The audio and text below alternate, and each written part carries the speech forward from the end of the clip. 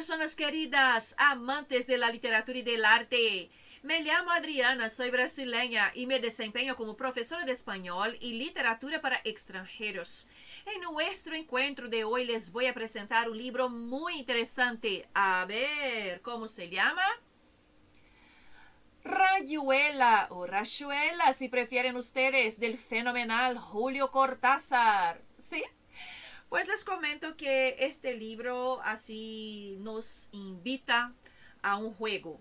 ¿A qué juego? Nos invita a jugar justamente a la rayuela. Y si ustedes que me acompañan en este encuentro de hoy son brasileños, les comento que la rayuela es para nosotros el jogo de amarelinha. Sí, eso es. Entonces el juego de rayuela para nosotros es esta, digamos, brincadeira de amarelinha que nosotros tenemos por aquí en Brasil.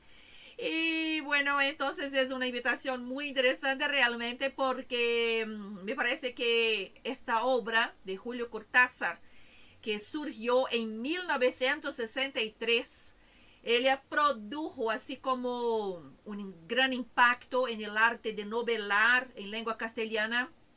Pues me parece que por la primera vez un escritor se propuso a romper con el orden así cronológico, tradicional, lineal de la narración.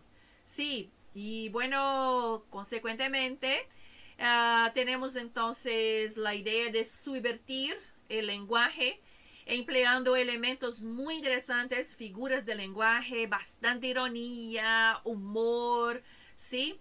Y distintas perspectivas en temas que involucran innovaciones. Y claro, el resultado de esta gran producción fue la creación de un libro abierto a distintas lecturas, sí, porque a mí me parece, sinceramente, que no hay una metodología fija para la lectura de este libro, aunque sí, claro, hay una orientación indicada por el propio Cortázar, o si ustedes prefieren, por el sujeto enunciador de Cortázar, porque ya saben ustedes que trabajo con la teoría semiolingüística esta del doctor, especialmente del doctor Patrick Charodot, con los sujetos del lenguaje. Entonces, cuando abrimos el libro y percibimos que hay una orientación de lectura, ahí está la voz de Cortázar, pero es su voz como, digamos, convertida en un yo enunciador, que en este caso es un yo narrador que nos invita a jugar a la rayuela. Eso es, con las experiencias, con las vivencias de los personajes, también con los riesgos, con las aventuras, con el humor y con, claro, así con bastante originalidad. Eso es. Rayuela nos cuenta la historia de un amor turbulento entre Oliveira y la maga. También vamos a encontrar ahí a otros personajes, como los amigos del Club de la Serpiente. Hay varios momentos así de desplazamientos que me parecen muy, muy interesantes. Entre, por ejemplo, París, vamos a encontrar muchas escenas que ocurren en París y también en Buenos Aires. Y cuando vamos a Buenos Aires percibimos así como un tema de estar en esta ciudad como rebosada de recuerdos. Y allí vamos a encontrar, por ejemplo, a un personaje que a mí me gusta mucho, que es Manuel Traveler, Traveler, como prefieran, que es un hombre así, un intelectual muy curioso, que tiene una relación de amistad con el protagonista, que es Oliveira, desde la infancia. Y claro que Cortázar, yo creo que puso realmente una gran ironía en este apellido, ¿sí? Traveler, porque del inglés tiene que ver, no sé, en español sería viajero, solo que Manuel Traveler nunca ha sido capaz de salir de Buenos Aires, ¿sí? De abandonar la Argentina, digo, y viajar a otro lugar. Entonces es muy interesante. Y mucha gente cuando habla de rayuela se pregunta, ¿cómo leer? ¿Cómo interpretar? esta novela de Julio Cortázar? ¿Qué debemos hacer? ¿Cuál es la metodología, la orientación? Toda la gente comenta bastante sobre esto.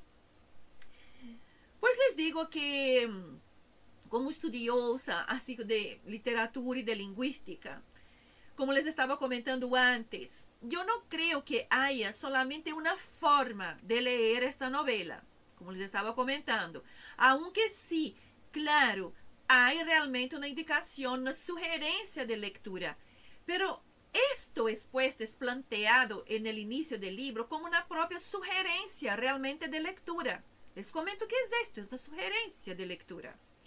Y el lector de Rayuela es entonces como recibido en esta obra con una advertencia de Cortázar. Es una advertencia a que nosotros vayamos así como al primer capítulo y después yo enunciador, este narrador de Cortázar, nos invita nos invita a seguir un desafío, una ruta de lectura que puede ser leída, digamos, de dos maneras, ¿sí? Si nosotros abrimos el libro, vemos que hay una propuesta inicial, por ejemplo, con una lectura que es lineal y que va, por ejemplo, como de costumbre, de los capítulos 1 al 56, como ha dicho, ¿dale?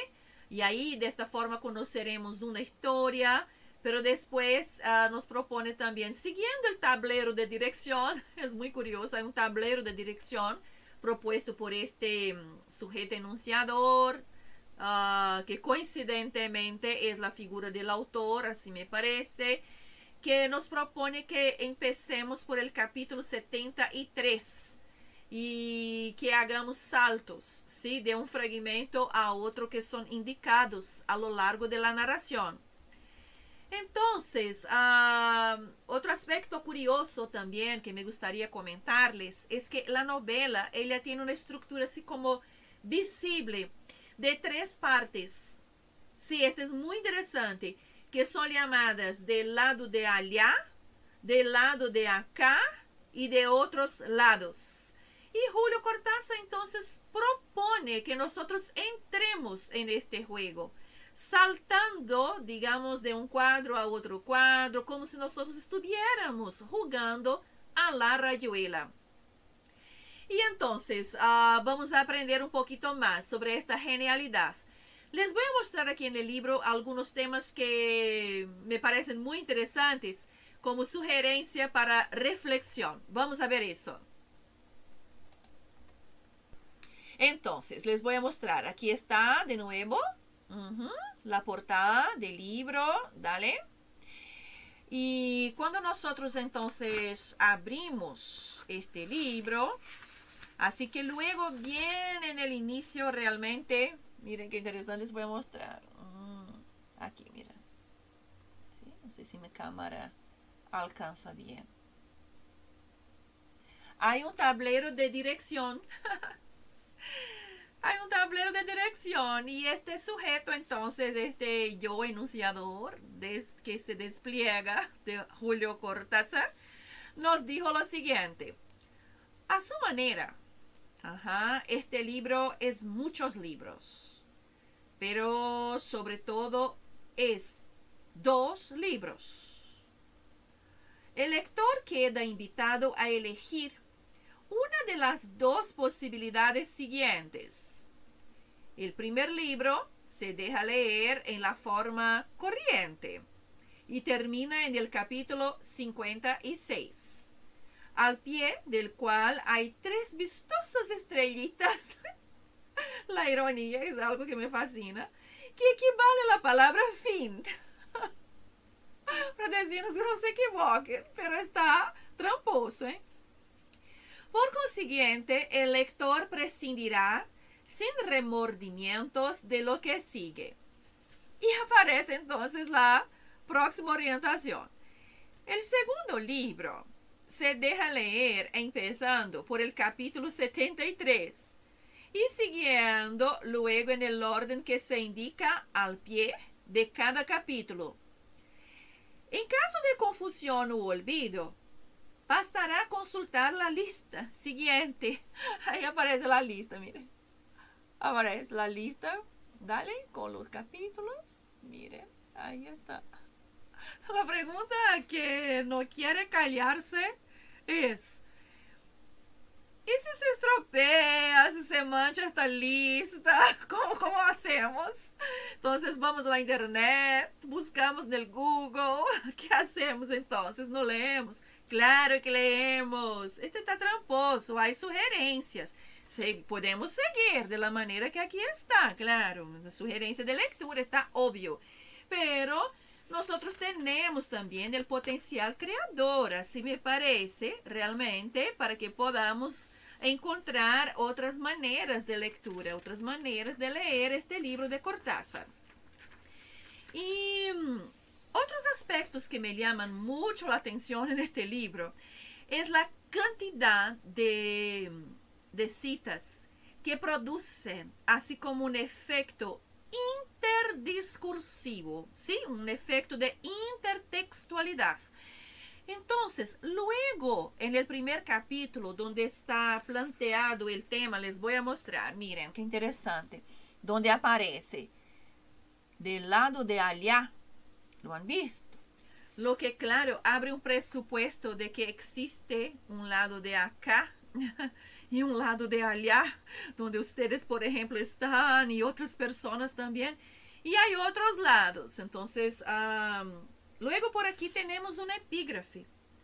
Y es un epígrafe de Jacques Vacher. Está en francés, entonces hay muchos momentos en francés.